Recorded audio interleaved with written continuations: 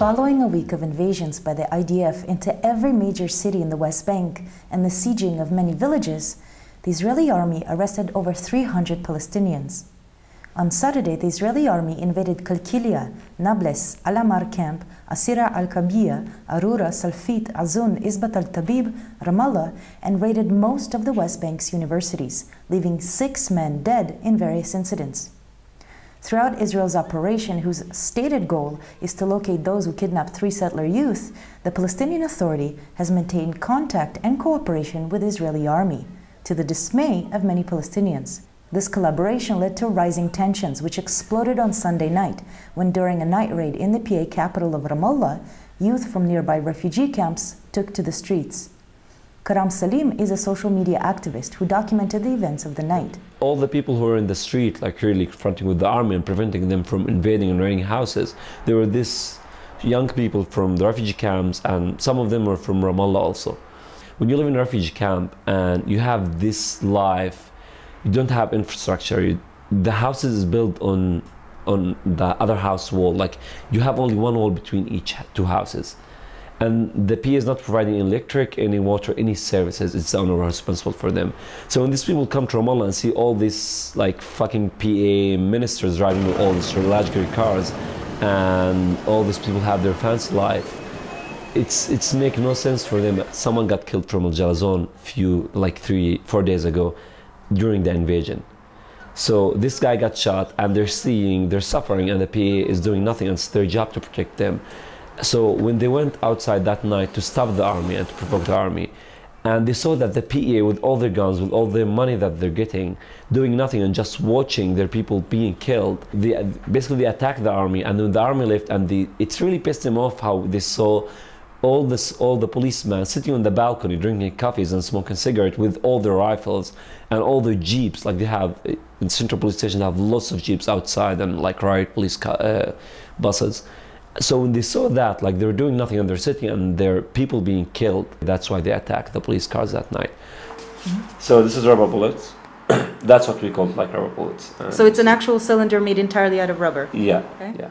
And then that's what we call steel-coated bullets, and it's really heavy. Like, so it's a steel inside and rubber on the outside. And they shoot actually 15 of this in each cylinder, and they don't control where it's set. Like with this one, they will aim and shoot, but with this one, it's go randomly.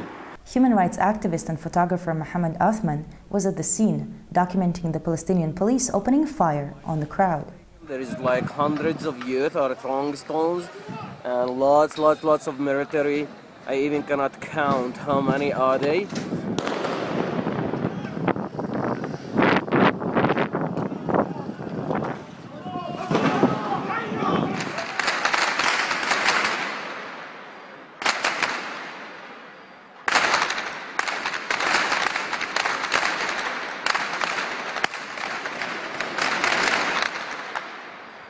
Allah was in the protest when the PA opened fire.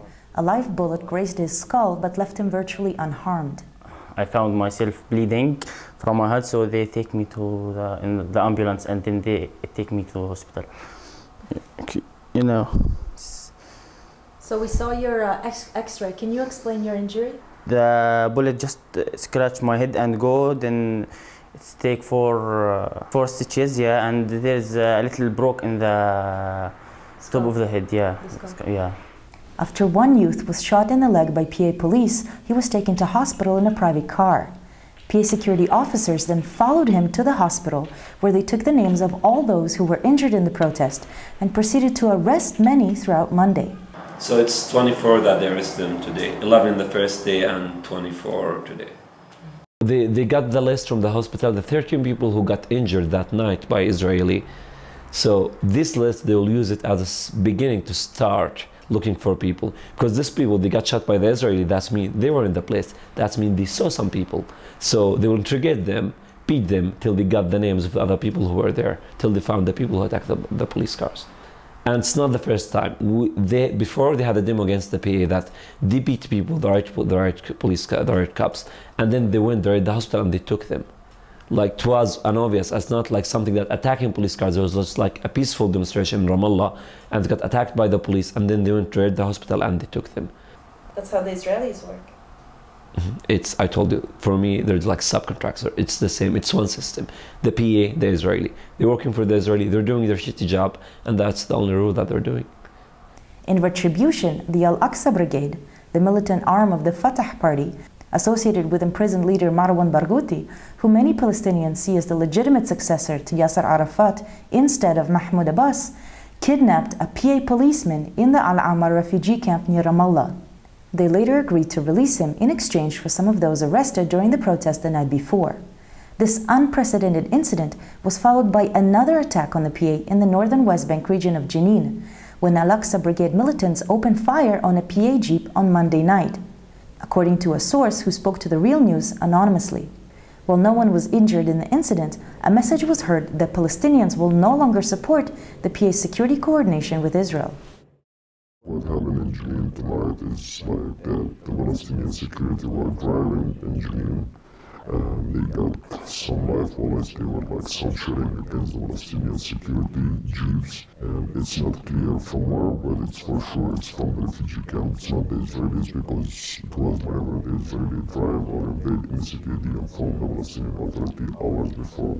So that's mean it comes from inside. There is some anger inside the people against the Palestinian Authority, because the Palestinian Authority are not providing what they should provide the people, from security, from like services, from health system, from telecommunication, from education system. There is no need for the PA. It's better to be under the occupation, because the Palestinian Authority is an NGO working for the occupation. And all these fake dreams about the Palestinian police and the security that we have, because all the time they say the Palestinian police, like after when the Palestinian police came after the Second Intifada, they brought like security, and now everyone just have a safe life. Now they see that it's fake. The only safe life that they get is for the Israeli, when the PA just protecting them. They're not protecting Palestinian. Their job is not protecting their people. They're just subcontractor for the occupier, for the Israeli. On Monday, the Israeli military prosecutor finally began proceedings against the hundreds of Palestinians arrested throughout the 10-day operation. Today, over 80 Palestinian prisoners are on a hunger strike. Out of 200, they are held without trial or charge under Israel's draconian administrative detention orders. On Monday, the military prosecutors filed an additional 200 orders against those arrested, doubling the number of prisoners on administrative detention. Later in the day, Samar Essawi, a prisoner who survived 226 days on hunger strike and who is seen by many as the symbol of the prisoners' nonviolent protest, was rearrested by Israeli police. His mother describes the arrest to Ahmed TV in Jerusalem. أجوا على البيت، يعني حوطوا البيت من جميع الجهات وبأعداد كبيرة كثير، ودخلوا على البيت بسرعة، وبحكي لهم أنا شوفي بيحكي لي بدنا نفتش البيت. قلت له تفضل فتش البيت. حكى لهم أنا هم بعتوا له طلب اليوم وامبارح إنه يروح لهم على المسكوية، فكان يعني ورجيناهم البلاغ اللي من الشرطة، قال لا إحنا بدنا إياه وأخذوه. I'm Leah Tarachansky for The Real News in Ramallah.